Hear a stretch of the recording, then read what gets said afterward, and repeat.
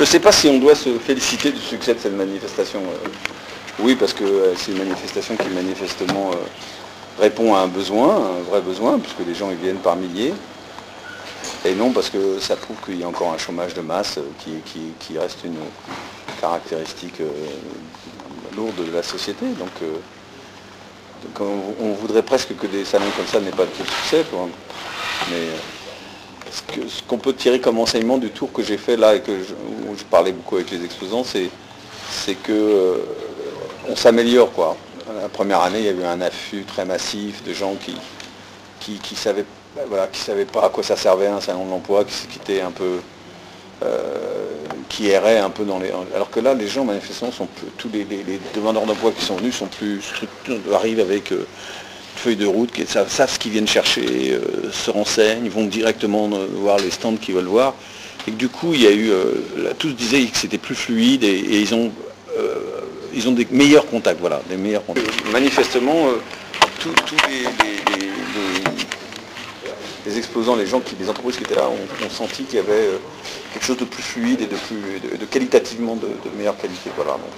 Donc, le secrétaire général de la préfecture est arrivé là, je veux vraiment me féliciter parce que c'est vraiment le cas du très bon partenariat qu'on a avec les services publics de l'emploi, avec la direction départementale du travail, avec la NPE, avec les ACEDIC qui sont ici, qui dans le cadre du guichet unique, avec devançant l'appel du président de la République. On a un très bon partenariat et moi, quand un service public comme ça est aussi réactif et dynamique, je me plais à le souligner parce que c'est un vrai plaisir de travailler avec eux. Donc, voilà. Bon, ce n'est pas un salon de l'emploi qui crée des emplois par génération spontanée. Est-ce qu'il y a d'autres actions qui sont menées par le Grand Arbre? Mais ce n'est pas non plus le Grand Arbre qui crée de l'emploi par génération. Le rôle des élus, nos citoyens savent bien que ce n'est pas les élus qui créent de l'emploi comme ça par des coups de baguette magique. Le boulot des élus, c'est de créer un environnement favorable à l'emploi et de créer un environnement favorable au développement économique. Bon, et là, de ce point de vue, on a fait le point récemment des actions menées, aussi bien en termes de zones d'activité qu'en termes d'hôtels d'entreprise, qu'en termes de financement des laboratoires de recherche. Donc nous, on croit beaucoup avec les autres collectivités publiques, avec l'État, avec la région, avec le département, à l'avenir des laboratoires de recherche assis sur l'industrie, en partenariat avec l'industrie et les écoles d'ingénieurs ou l'IUT. On a fait Alstom, on a fait avec Alstom Pearl 1, Pearl 2, on travaille sur Prime, la prochaine étape qui pourrait faire venir plusieurs dizaines, 40, dit-on, chercheurs supplémentaires dans les années qui viennent. On va inaugurer bientôt Agromat. J'ai invité le ministre de l'Agriculture actuel, M. Barnier, qui vient début octobre inaugurer Agromat, un laboratoire qui sera à limite sur les agromatériaux. Tous ces laboratoires qu'on finance sur fonds publics à très haut niveau, parce qu'on y met beaucoup d'argent, c'est une manière aussi d'enrichir, de donner de la plus-value à nos industries locales, et je pense que c'est une clé du développement économique de l'agglomération. Voilà, donc voilà une autre action qu'on mène. Le Salon de l'Emploi, c'est une de ces actions, ce n'est pas une action de développement économique, encore que. C'est une action pour faciliter le contact entre les demandeurs d'emploi et les offreurs d'emploi. Donc on ne crée pas de l'emploi ici, c'est évident, mais on facilite les contacts, les échanges et les embauches.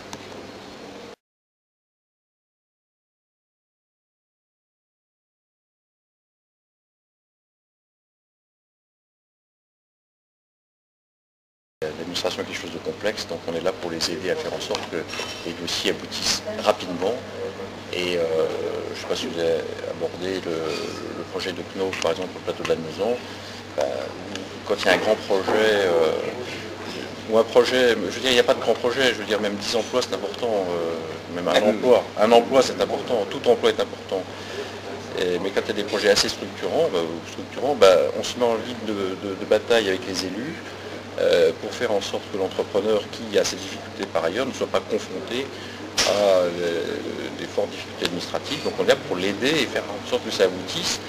Et je dirais, si on ne le reçoit pas bien, cet entrepreneur, il sera peut-être tenté d'aller dans une autre région, voire dans un autre pays.